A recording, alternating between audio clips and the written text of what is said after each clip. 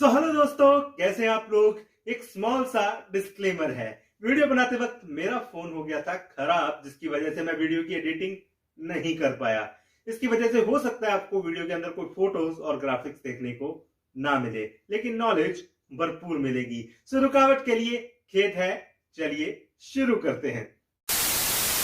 तो कहते हैं कि जिंदा रहना है तो जिंदा भोजन करो, वरना मृत भोजन आपको भी मार देगा। शुरुआत करते हैं आज की वीडियो की एक कहानी से। ये कहानी शुरू होती है एक गांव से। एक गांव के अंदर एक बुजुर्ग फकीर किसी मृत लाश के पास बैठ के उसे बोल रहा होता है कि तुझे उठ के ये काम करना है। तो जैसे उसके पास राहगीर जाते हैं और लोग उनसे पूछते हैं कि आप ये क्या कर रहे हो, ये तो मर चुका है। तो उस फकीर ने कहा कि यही तो मैं आपसे भी समझाना चाहता हूँ। मैं कह कह के थक चुका हूं आपको कि आप जो खा रहे हो वो मृत भोजन है। वो आपको और आपकी सोच को दोनों को मार रहा है, लेकिन आप इस बात को सुनने को राजी नहीं हो। आज बात करेंगे कुछ खाने की प्रोसेस के बारे में। खाने की प्रोसेस जो इंडियन कल्चर का एक हिस्सा रहा है। इंडियन कल्चर, वो कल्चर जो लगभग लगभग 2000 साल से पुराना। ऐसा क्या था उस कल्चर में जो आजकल लोग उस प्रोसेस को यूज नहीं करते हैं। और आप में से वो लोग जो लोग स्पेशली डिप्रेशन का शिकार हैं, स्ट्रेस जिनको ज्यादा रहता है, एंजाइटी जिनको ज्यादा रहती है, और रोज ही एक ही तरीके का काम कर करके थक चुके हैं कि सुबह खाया, ऑफिस गए, शाम को आए, खाया और सो गए। सेम यही प्रोसेस 365 दिन चलता जा रहा है। जिंदगी बद से बदतर होती जा रही है। उनके लिए ये वीडियो बहुत ही इंपॉर्टेंट होने वाला है। नमस्कार, मैं डॉक्टर हरप्रीत सिंह आप सबका स्वागत करता हूं डॉक्टर एचपीएस ब्लॉग के अंदर। आप देख रहे हैं डेली सेहत का एपिसोड नंबर 5। आज हम बात करेंगे कुछ खाने की प्रोसेस के बारे में। वो खाना जो हमें, हमारा जो इंडियन कल्चर है, जो इंडियन ट्रेडिशन है, जो पुराना इंडियन ट्रेडिशन है, उस कल्चर में ऐसी कौन सी खास बातें थी जिसे आज वेस्टर्न भी समझने लग गए हैं। वेस्टर्न भी आज जिसे मान्यता देते हैं, चाहे उन्होंने लाखों करोड़ों की रिसर्च करके इस बात को मान्यता दी, लेकिन उन भी अब इस बात को मानते हैं कि हाँ, हमें ये चीज करनी चाहिए जो हमें लगभग हमारे जो ऋषि मुनि हैं लगभग 2000 सालों से करते आ रहे थे। इसके लिए सबसे पहले हमें शरीर की बनावट को समझना पड़ेगा। हमारा शरीर एक बड़ा ही विचित्र तरीके का है। इसके अंदर क्या है कि आप कोई भी काम करते हो, कोई भी वर्क करते हो, हर एक काम में अलग अलग तरीके की ऊर्जा लगती है, अलग अलग तरीके का प्रोसेस होता है। अब उस अलग अलग तरीके की प्रोसेस के अंदर हमें अलग अलग तरीके की एनर्जी चाहिए थी। कभी हमें बहुत कम एनर्जी चाहिए, कभी हमें बहुत ज्यादा हाई पोटेंशियल एनर्जी चाहिए, और कभी हमें संतुलित एनर्जी चाहिए होती है, यानी कि बैलेंस एनर्जी चाहिए होती है। अब खाने का प्रोसेस क्या होता है। जब आप कोई भी खाना खाते हो, खाने को जब आप देखते हो, आपको देखने से पता लगता है कि यार ये खाना टेस्टी है, अच्छा है या बुरा है या ठीक ठीक है। अगर तो वो काफी अच्छा लग रहा है तो तुरंत जुबान के अंदर लार आ जाती है, उस लार के अंदर एंजाइम आ जाते हैं और भूख आपकी बढ़ जाती है कि यार नहीं, जल्दी से इसको खा लो, क्योंकि बॉडी की सेंसेस बता रही हैं, उसकी आंखें बता रही हैं कि ये खाना अच्छा है। वहीं अगर उस खाने को आप छूते हो हाथ से और चेक करते हो कि हाँ यार ये तो और भी अच्छा लग रहा है, क्योंकि खाने को जब आप छूते हो तो आपको पता चलता है कि वो कच्चा तो नहीं है। अगर वो कच्चा नहीं है तो क्या वो प्रॉपर तरीके से अच्छा लग रहा है, मैश प्रॉपर तरीके से हो रहा है। उस हाथ से छूने की प्रोसेस के कारण ब्रेन को एक इंपल्स जाती है कि हाँ, जो चीज को आप खा रहे हो ये आपके खाने लायक है। और जब वो खाने लायक होता है, आप उसको खाते हो, तो वो आपके लिए बहुत ही ज्यादा बेनिफिशियल हो जाती है। जैसे आप उसको जुबान के ऊपर रखते हो, अगेन सेंसेस जागती हैं। जुबान के अंदर जो रस है वो उसके अंदर घुलता है, और इसके अंदर जो टेस्ट बड्स है वो ब्रेन को सिग्नल देते हैं कि ये बहुत ज्यादा टेस्टी है, बहुत ज्यादा लजीज है। और उससे क्या होता है कि एक तो पूरी बॉडी एकदम से रिलैक्स हो जाती है। अब देखिएगा, खाना बहुत टेस्टी होगा तो बॉडी एकदम से रिलैक्स होकर मजे मजे में खाएगी। वहीं अगर थोड़ा सा तीखा ज्यादा हो गया तो बॉडी एकदम से अंदर से गर्म हो जाती है। अलग अलग टेस्ट का बॉडी पे अलग अलग इफेक्ट पड़ता है। वो अंदर जाता है, खाना प्रॉपर तरीके से पचता है और आपकी बॉडी को एनर्जी देता है। अब ये जो कॉन्सेप्ट है जिंदा खाने का और मुर्दा खाने का, ये कॉन्सेप्ट क्या है। ये कॉन्सेप्ट वेज और नॉन वेज से नहीं है। ये प्रोसेस है एक खाने को पकाने से।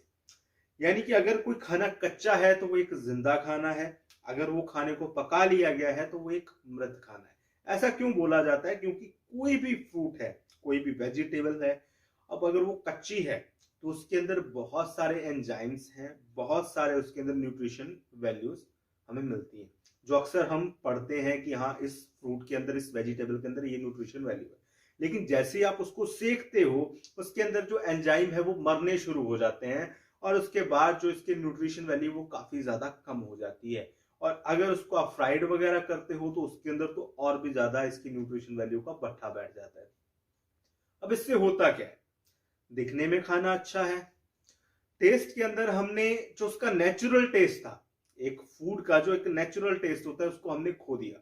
अब हमने प्रिजर्वेटिव उसके अंदर मिला लिए। अब प्रिजर्वेटिव मसाले बोल सकते हैं, ज्यादा मसालेदार हो गया, देखने में ज्यादा टेस्टी लगता है और स्वाद में मसालेदार लग रहा है। एक्चुअल में हम वो खाना नहीं खा रहे, हम वो मसाला खा रहे हैं।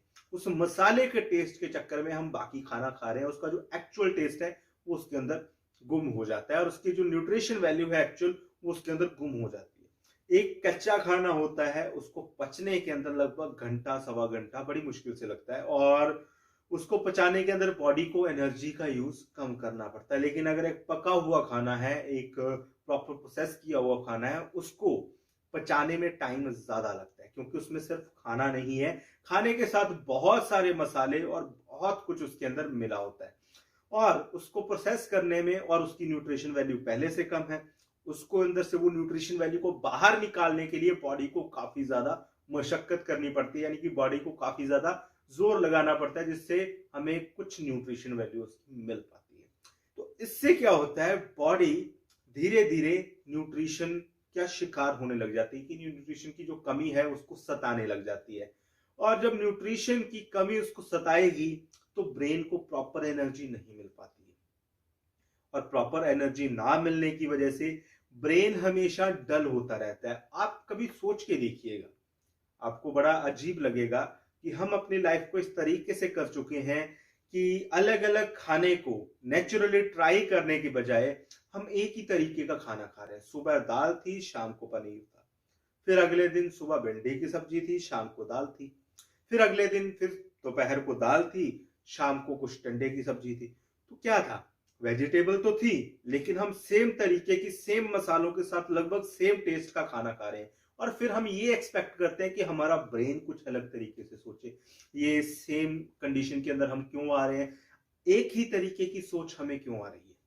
क्योंकि जो आपने खाना खाया उसको न्यूट्रिशन निकालने में बॉडी को बहुत मुशक्कत करनी पड़ी और न्यूट्रिशन मिला भी हाथ लगा क्या, बिल्कुल 10 से 15% के करीब। यानी कि जो खाने का 100% है उसके अंदर 50% तो हमने खो दिया। उसके बाद पचाने की प्रोसेस में और उसको निकालने की प्रोसेस में हमें हाथ क्या लगा, 10 से 15%। वो 10 से 15% आपकी बॉडी को न्यूट्रिशन की कमी महसूस कराता है। अब बात आती है कि इससे बचा कैसे जाए। बड़े ही सिंपल ट्रिक्स है। आपको अपने खाने के अंदर लगभग 40 से 50% लाइव फूड यानी कि जिंदा भोजन खाना पड़ेगा।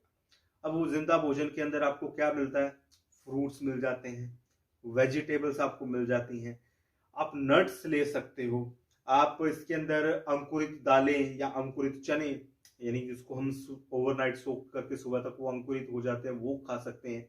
क्योंकि उसके अंदर जो एनर्जी होती है वो एक फ्राइड खाने में, एक पके हुए खाने के अंदर कभी नहीं मिलेगी और वो एनर्जी आपके ब्रेन को डेली न्यू एनर्जी देती है। और जब डेली आपको अच्छी एनर्जी मिल रही है, डिफरेंट तरीके की एनर्जी मिल रही है, तो ब्रेन भी डिफरेंट तरीके से काम करेगा, आप लाइट फील करोगे और आपका जो एक थिंकिंग प्रोसेस है वो चेंज हो जाएगा। इसीलिए कहा जाता है कि जैसा खाए अन्न वैसा होए तन या वैसा होए मन।